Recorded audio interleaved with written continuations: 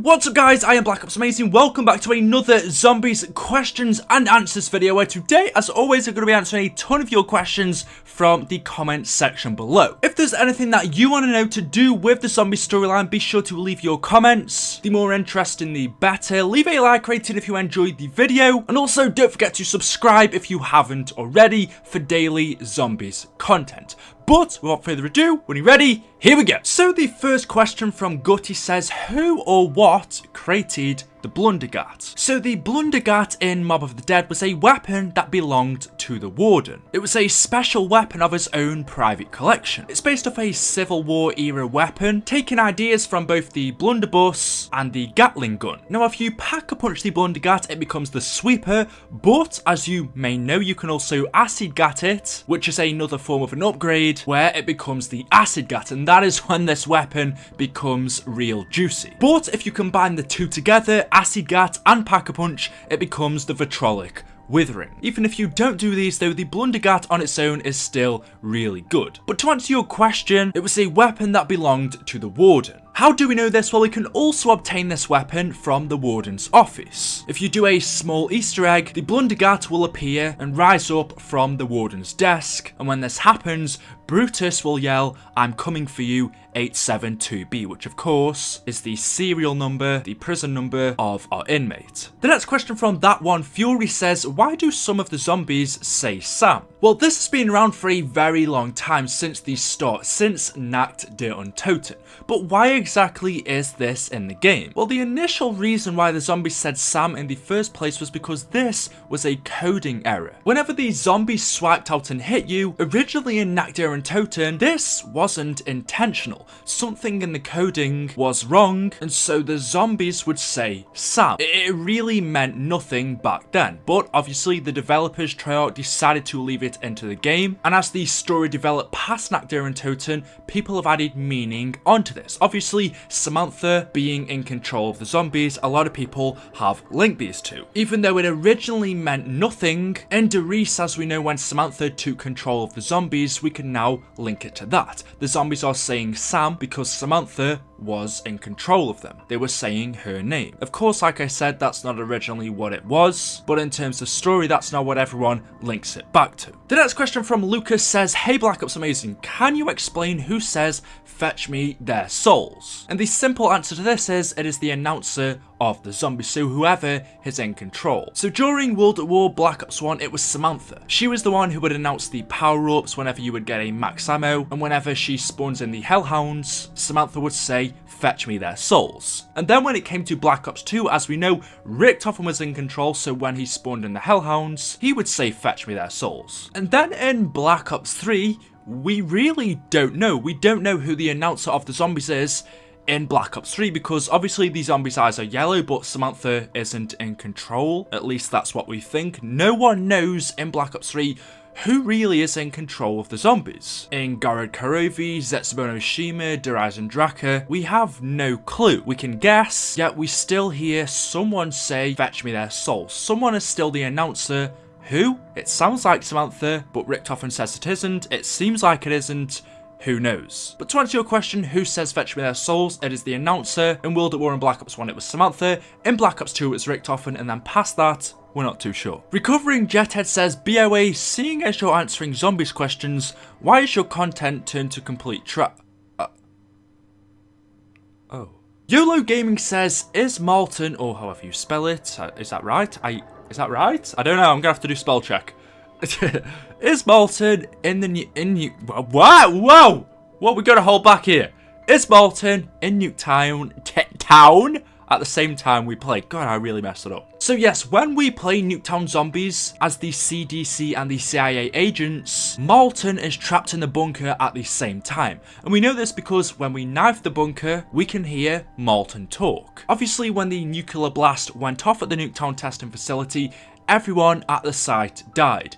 everyone besides from Molten, who was hiding in the bunker. He survived because he hid down there. And when our CDC agents go there to check everything is okay, like I said, if you knife the bunker, you can hear Molten. So he's there at the exact same time. Polar Bear says the story of the Pack-a-Punch camos and why they change. Honestly, I really don't know. Whether this has any significance, again, I'm not sure. I don't think so. I mean, if they kept the Pack-a-Punch camos the same, it'd get pretty boring, so they tend to change each every game. But I don't think there's any story on why they changed. They're just different for pretty much every map. XX Gold Gamer XX88 says, BOA, can you do a video about the MPD device? So the MPD, or the Ether Pyramid, was created by the Corrupted Keepers and is a device that is capable of absolute power. Back in the beginning, when it was only the Ether, the Keepers, Dr. Monty and the Shadow Man, a small part of the Ether became corrupted. Then that corruption started to corrode some of the Keepers' minds. They began to mess with the Dark Ether, and that Dark Ether began to infect them,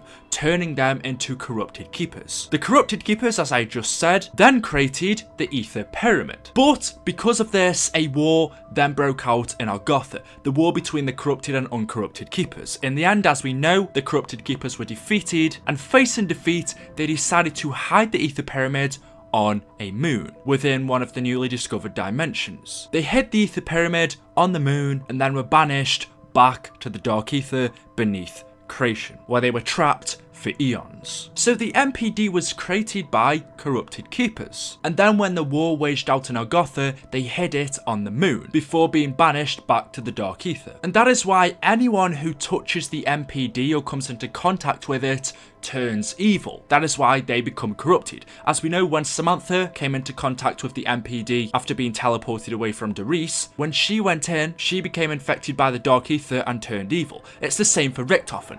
When Richtofen and Doris teleported to the moon and he came into contact with the MPD for the first time, he touched it, he became electrocuted.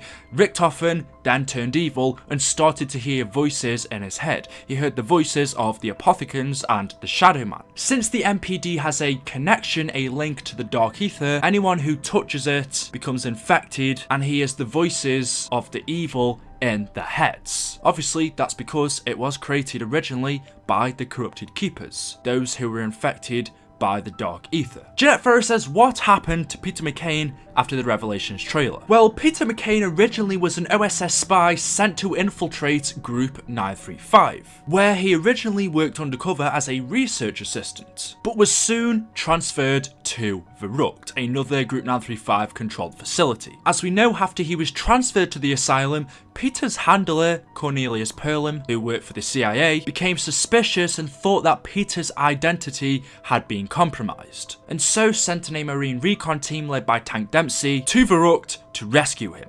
But Peter Mccain had already escaped. He escaped the Verrucht asylum before he was captured by Group 935, leaving Dempsey and the rest of his team trapped in Verrucht. Meanwhile, not long after escaping the asylum, Peter was then sent to investigate a Division 9 facility in Japan, where flying over the facility in a plane, he jumped, he parachuted down. However, it seems like his parachute got caught in the roof of the Rising Sun facility, hanging Peter and killing him. And we can see in Shino Numa, Peter is there hanging. His forearm, though, is cut off, which leaves us a bit suspicious. Did Peter really hang himself with his parachutes, or was he captured by Division 9? Did they cut his arm off and then hang him themselves? That was a suspicion for a very long time. All we officially know and all that we learn from the Chronorium is that Peter parachuted down into the Rising Sun facility and that he died shortly after. It is mysterious. However, in the original timeline, Peter did die. However, in our new timeline, which is in the Predatone and Angolia fracture, Peter Mccain never died in Shino Numa. Instead, this time when jumping out of the plane, he jumped into a temporal rift. A rift opened above Shino Numa, Peter Mccain jumped out of the plane and he went straight through it, in which it teleported him to Stalingrad. And as we see in the Gorod Karovi cutscene, he was spat out at Stalingrad along with the premise characters, where they used Peter's parachute to land safely. But as we know in Gorod Karovi, after Peter landed, we don't see his body anywhere. He seems to be passed out or either dead in the intro, but then when we land, his body is nowhere to be seen. So more than likely he was passed out, and when they landed, Peter made a run for it and escaped. And the very last time that we saw him, which relates to this question, was in Revelations. In the Revelations trailer, we can see Peter McCain wielding the MX Grand, but again, in game he is nowhere to be seen. We only see him alive and fighting in the trailer. Which then leaves the question, what happened to Peter after? Did he die? Was he overrun by the zombies? Did he move on to his next location? Did he go on to live? We unfortunately don't know. However, we see him in the Revelations trailer, and judging by what's happened to him so far, moving from Shinonuma to Gorod Karovi, then lives in Gorod Karovi, moves on to Revelations, I would assume he's gone on to his next location. Peter carries on his journey. He's a very mysterious guy. Will we see him again in the future? Maybe. Anyway, there we go. That is it for today. Hopefully you have enjoyed the video. If you have, let me know your thoughts in the comment section below, and also leave any questions that you have. Leave a like rating on the video if you haven't already. That'd be very much appreciated. Make sure you are subscribed to stay up to date with the latest zombies videos on the channel. Thank you all very much for watching, and I will see you in the next video. Thank you and goodbye.